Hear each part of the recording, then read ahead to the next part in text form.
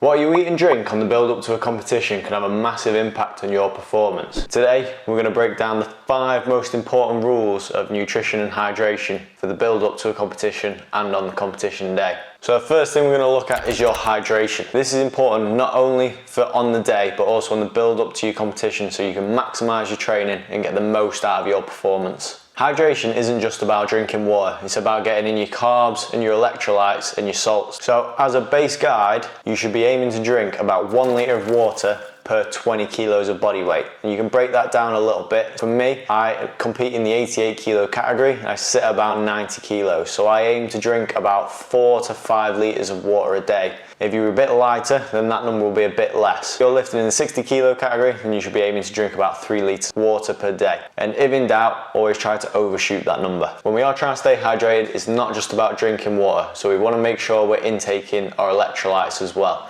You can do this through using electrolyte powders. Me personally, I like to use Celtic sea salts as a way to get my salts back into the system. Being properly hydrated has multiple benefits. So it will increase your performance, it will reduce your cramps in training sessions, and it will make sure that you're training to the best of your ability. It also helps with weight loss if you are trying to cut down into a lower weight category. So if you're well hydrated, fat cells can strip fat a lot quicker, and it makes that cutting phase a lot easier. Even being slightly dehydrated will reduce your ability to focus. It will cause recovery to slow down as your cells won't be able to work. Make sure you stay on top of that hydration, getting that water in, keeping yourself topped up with those electrolytes. Our next focus point is going to be protein. Protein is one of the most important things that we can have in our diet to help with our muscle recovery and just to help with overall performance. Your goal for protein should be having 2 grams per kilo of body weight in protein. The recommended minimum amount is 1.6, but because we're doing a strength sport that requires a lot of recovery and we require that protein synthesis, you're better off hedging your bets and going higher. I personally aim for about 200 grams of protein per day. For me, that's slightly over double body weight, but that means that I have a little bit of wiggle room. So if I go under on my day, then that's fine. I'm always trying to aim for that higher number. To get that protein in, try and distribute it nicely throughout the day. New research shows that it's not as important about when you get your protein in, it's just more important about your total volume of protein.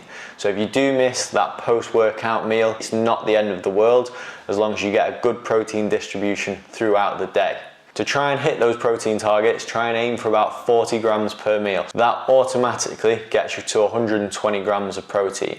And then for me, I try and have 3 snacks throughout the day, so between each meal or after each meal, that top up the protein in between, aiming for about 25 to 40 grams of protein in those meals. And that nicely tops me up to that 200 grams mark. By nailing your protein goals, it means you'll recover faster, you'll build muscle quicker, and you'll get as strong as you possibly can. So our next focus is going to be our calorie intake. Your calorie intake is a little bit of personal preference. So everyone has their own maintenance calories that they need just to maintain their own body weight. When it comes to weightlifting, you've got 3 options. You're either going to be cutting to fit into a weight category, you're going to be maintaining to try and stay in a weight category, or we're going to be bulking up to a weight category that we're trying to go up to. For each of those things, we have different goals. If we're cutting, we want to try and lower our calories. We want to try and lower our calories by about 10 to 15%. So for me, I aim to get into a 500 calorie deficit because my maintenance calories is between 3,000 and 3,100 calories. That's where I sit happily at 90 kilos. If I am trying to cut, I make sure I maintain that high protein intake and I'll bring down my carbs to reduce those calories. Carbs are one of the easiest things that we can try and reduce to get into that calorie deficit because they're an easy source for your body to burn. If you're in maintenance, then it's easy. Just keep eating what you're eating. Don't overthink what you're eating too much. As long as you're hitting those protein goals and you're staying within your calories, then you're reasonably okay with whatever diet you decide to choose to go down. Studies show that 20% of your food intake, it doesn't matter where you get those calories from. If you want to have a McDonald's every day to keep in your maintenance weight, that's fine by me. That's your choice. If your goal is to gain weight, then we're going for the same as the cut, just the opposite way around. So try and get into a 10 to 15% calorie surplus. So that way we have the ability to gain weight gradually.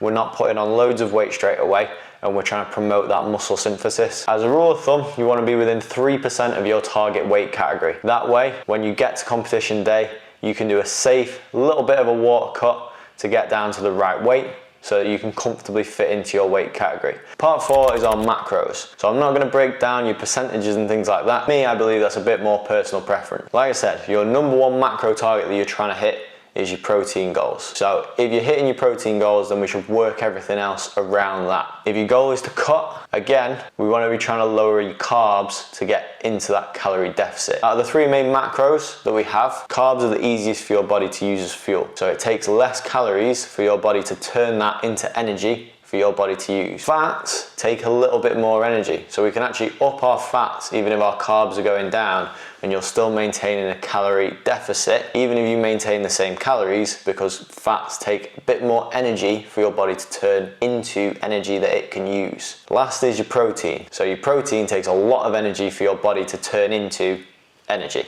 So as a result, it means it's less calorie efficient. So if you have a high protein diet and you get some of your energy from that protein source, then it means your body has to put a lot more effort into breaking it down to use as an energy source for doing everything else that your body needs to do. If we can reduce the carbs, then you can keep everything else pretty much the same and you'll be in a calorie deficit. It's even possible to maintain the same calories and lose weight if we just shuffle around our order of our macros, because we're prioritizing more energy inefficient energy sources, if that makes sense, which then allows us to lose body fat without being in a significant calorie deficit. So if you're aiming for a longer cut or you only have a little bit of weight to lose, this is a good way to try and lose that bit of body weight without changing how many calories you're having. One thing to bear in mind, if you are cutting, your body will naturally reduce its non-exercise movements. So that's things like your fidgeting, how much you walk around, your pace of your walking and things like that,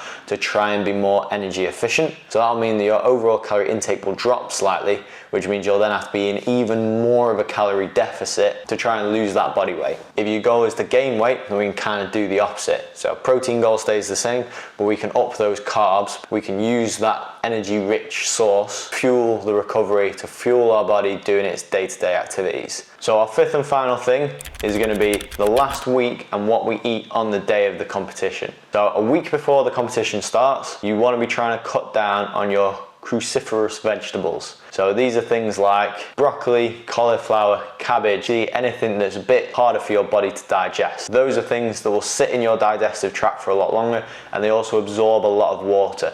So we can cut them out a week before, we can flush them out of the body nice and early, so that you're not retaining any extra water that you might do if you were eating them up until the day of the competition. 3 days out from competition, we want to start reducing our carbs and our salts. Carbs and salts are, again, 2 main things that hold water in your body. So we can reduce your carbs and reduce your salts, and we'll start to bring down that body weight slightly, because we're not holding as much water in those. 2 days out, we want to increase our water intake. Whatever your daily intake is, try and up it by a litre or 2. What this will do is it'll start flushing out any excess salts, minerals and things like that your body doesn't necessarily need at the time, that are things that are going to hold water within your system. You're also rehydrating everything, which will allow your body to dehydrate a little bit more effectively when we go to a day out from competition, where you're going to then reduce your water slightly from your daily intake. For me, 2 days out from competition,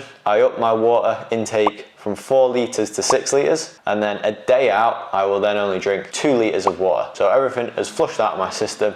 I'm putting in enough to keep myself hydrated without dehydrating too far, but I'm making sure that I've reduced my body weight as much as I can in that build up to the competition without affecting my overall performance. If you are trying to lose those last pesky few grams, it's a good rule of thumb that about every hour you'll lose between 100 grams and 200 grams in body weight that you don't eat or drink. If you know that your weigh-in's in the morning, hopefully you'll weigh yourself on the build up to the competition. You'll have an idea of how much about you lose overnight. You can kind of gauge when you need to stop eating and drinking to make sure you fit within your weight category. Same can happen if you're weighing in the afternoon. It can give you an idea of how much you can eat and how much you can drink in the morning for your weigh-in, because you'll know how much about you'll roughly lose in that time period, so you'll still fit in your weight category. So once you've weighed in, then we need to fuel back up again. First things first is have a meal that you would normally have. So if you're weighing in the morning, Have your breakfast once you've weighed in, whatever you would normally have. Don't overcomplicate it. Try and make it something that's a complete meal so that you're getting in some carbs, fats, proteins, and some salts so that you're rehydrating your body, refueling your body, and you're ready to go. From that point onwards, we then want to have some fast absorbing carbs. So these are things like Snickers, fruits, sweets, anything that you want to eat. Make sure that you have those things available, ready to grab at any point, so you've got snacks at hand to fuel yourself up,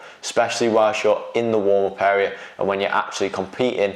Those are the times that we want to keep nice and fueled up with those easy to absorb carbohydrates. We want to make sure that we rehydrate as well, so make sure that we're trying to up that water intake. Have your caffeine, because we all love caffeine, but make sure you're having your water as well with some form of electrolytes. Like I said before, I like my Celtic sea salts, so I'll have sort of a pinch of them and I'll eat my Celtic sea salts, drink some water. I'll use that as my strategy as I build up. So I'm avoiding cramp and I'm staying fueled and hydrated as I go into the lift. So hopefully if you've nailed those 5 things, then when you get out on the platform, you'll have the best performance that you possibly can and you'll get the most out of that lifting session. If you like this video, then please subscribe, hit the like button, and hopefully I'll see you in the next one.